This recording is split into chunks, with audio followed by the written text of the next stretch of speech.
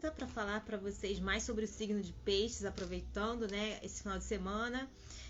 A gente está usando o livro O Evangelho nas Estrelas, de J.A. Seis, e nesse livro ele usa as constelações para falar dos signos, de uma forma comparando a história da Bíblia com a história dos signos. É fantástico. Então, hoje nós vamos falar sobre o segundo decanato de Peixes. Segundo não, desculpem, o terceiro. O terceiro decanato de Peixes, no qual representa-se com a constelação de Andrômeda. Pois é, bacana, né? Faz muito lembrar a gente aquele cavaleiro do Zodíaco da armadura de Andrômeda. Enfim, Andrômeda. Essa é uma representação adicional da igreja e ela é fornecida no terceiro decanato deste signo.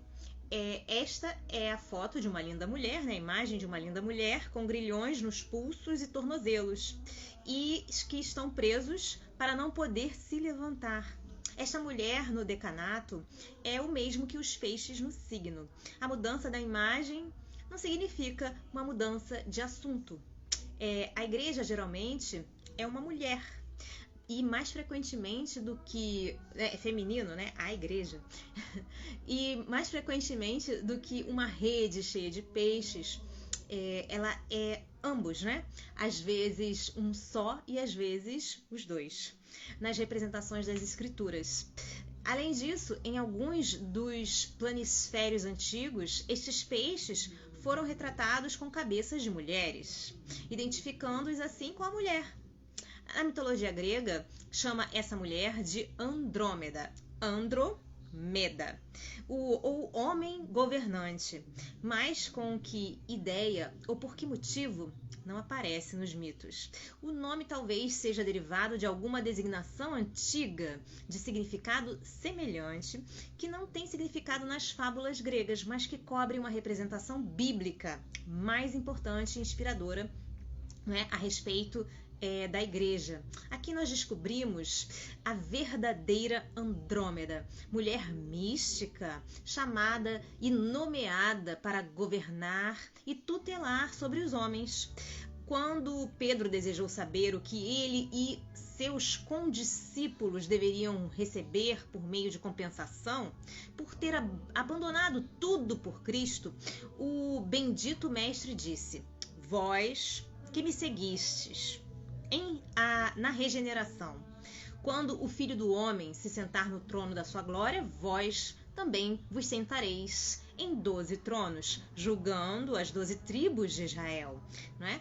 Portanto, Paulo falou aos coríntios como de um fato bem compreendido: "Não sabeis que os santos julgarão o mundo?" Ou então os justos, né? O mundo pertencerá aos justos, né?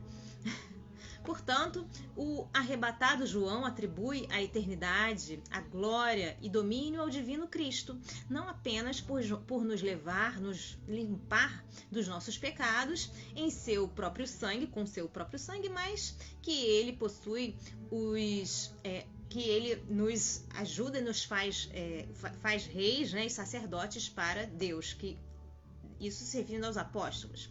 O verdadeiro povo de Deus, a verdadeira igreja, são os reis eleitos e as idades futuras.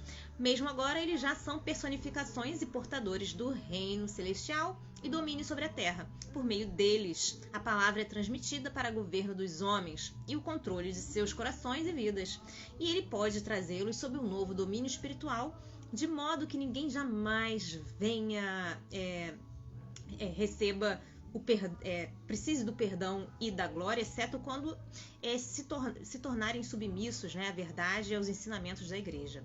O grande governador de tudo, né, uniu a igreja para ele mesmo e assim se incorporou ele nela. Por sua palavra, testemunhos e ordenanças, ele governa os governos, os tutores, os guardas e traz sobre seu domínio este Salvador. Os profetas, apóstolos, todos os pastores, professores que ele levantou na igreja com aqueles associados a eles na comunhão da mesma fé e obra estão lá os verdadeiros reis e guardiões dos homens que governaram dos seus tronos espirituais por todas essas idades e continuarão a governar mais e mais para sempre à medida que o reino espiritual e eterno é mais e mais revelado e reforçado. Mais significativamente, portanto, que a igreja seja chamada de Andrômeda. Exatamente. E o fato de que a mulher mística nesta constelação é tão chamada, sem nenhuma outra razão conhecida para isto, vai longe, né, para identificá-la como realmente destinada a ser uma imagem profética da igreja. E que ela verdadeiramente representa, além de qualquer outra coisa que já foi a fábula na fábula de fato.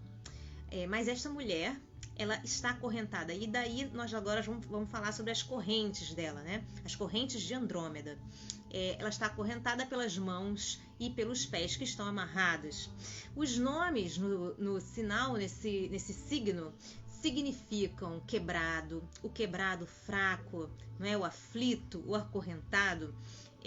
As fábulas que dizem, né, que este símbolo, que ela era a filha de Cefeu e Cassiopeia, prometida ao tio Fineu em casamento, quando Netuno enviou uma inundação e um monstro marinho para devastar o país. Em resposta aos ressentidos, ele clama suas ninfas favoritas contra Cassiopeia, porque ela se gabava de ser a mais bela do que Juno e do que as Nereidas.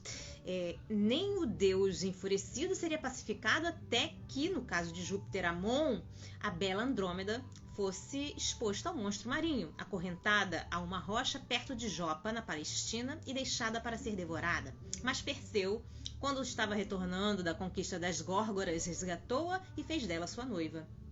Aqui então está um caso de ciúme maligno e perseguição, resultando na deficiência, na exposição, intencionalidade, destruição de uma pessoa inocente.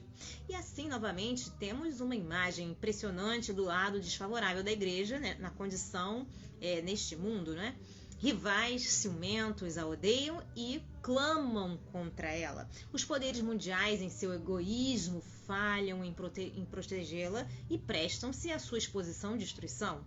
Inocentemente, ela é feita para sofrer. Embora uma adorável e influente princesa, ela é prejudicada por deficiências pessoais e laços. Não será sempre assim. O tempo vai vir quando esses laços serão quebrados, essas correntes, né? E essa exposição terminará. Há alguém envolvido em uma guerra com poderes de trevas e os filhos do inferno que virão neste momento para resgatar e libertar a bela donzela e para fazer ela sua noiva gloriosa. Mas para o presente, esta presente aflição e estas privações que estão designadas a ela não pode se mover enquanto ela... Peraí só um momento. Enquanto ela apreciaria, né, o que pertence ao seu caráter real, sua inocência e sua beleza. Ela está ligada ao duro, ao frio, à rocha pesada nesta vida terrena. Nascida para reinar em seu Redentor, né, com seu Senhor Redentor, os apóstolos só podem desejar que ela o fizesse. Só um momento. Que ela o fizesse reinar, para que eles pudessem reinar com ela. Ela está dentro do território sagrado, mas ainda é um lugar de cativeiro e laços. Ela nunca pode ser verdadeira, ela mesma nesta vida mortal, né?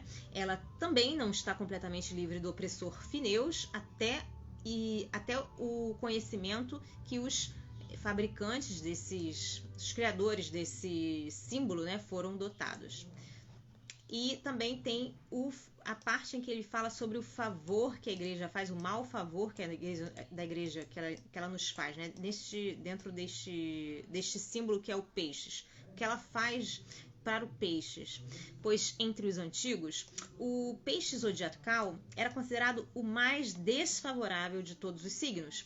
Os calendários astrológicos descrevem suas influências como malignas e interpretam seus emblemas como indicativos de violência e morte. Os sírios e os egípcios se abstiveram de comer peixes do pavor e da aversão que eles estavam associados ao signo zodiacal, né, do peixes. Nos hieroglifos do Egito, o peixe é símbolo da odiosidade, da antipatia e do ódio. E isso também se encaixa exatamente com a nossa interpretação. A condição terrena e fortunas da igreja não são nada além de desfavoráveis e repulsivas aos gostos do homem carnal e egoísta. As restrições e as deficiências que o acompanham são aquilo que o mundo odeia, ridiculariza e são contra as quais ele se rebela. Essas bandas, né, essas fitas que ligam o peixe juntos, né, os peixes juntos e seguram-nos como freios de comando e controle celestiais e podem envolvê-los, né, com malhas além do que eles não podem pensar, é o que a humanidade não santificada despreza como humilhação e considera como adversidade para a alegria adequada e o bem da vida. Embora as pessoas em geral não possam sustentar acusações contra a igreja,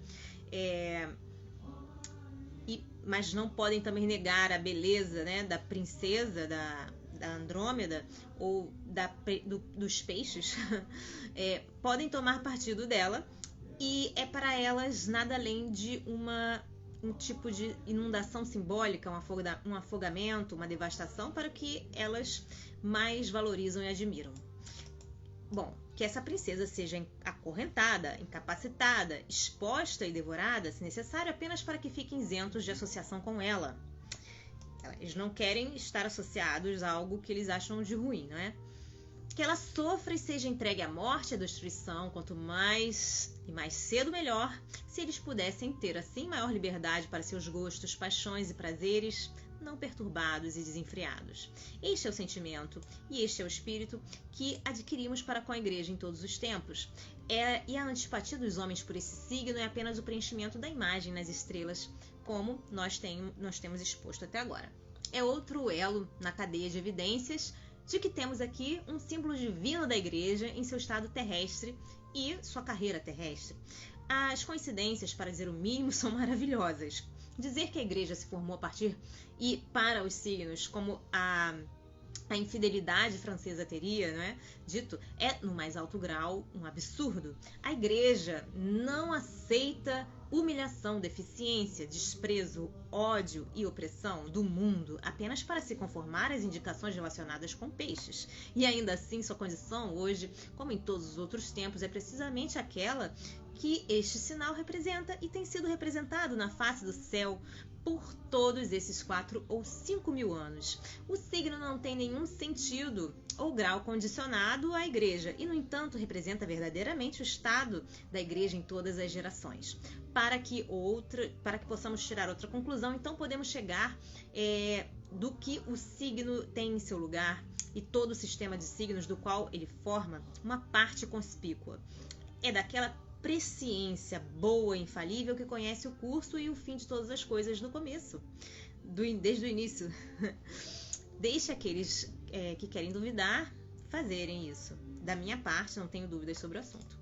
Bom, aqui terminamos a leitura do signo de Peixes e no próximo dia 20 nós entraremos em Áries.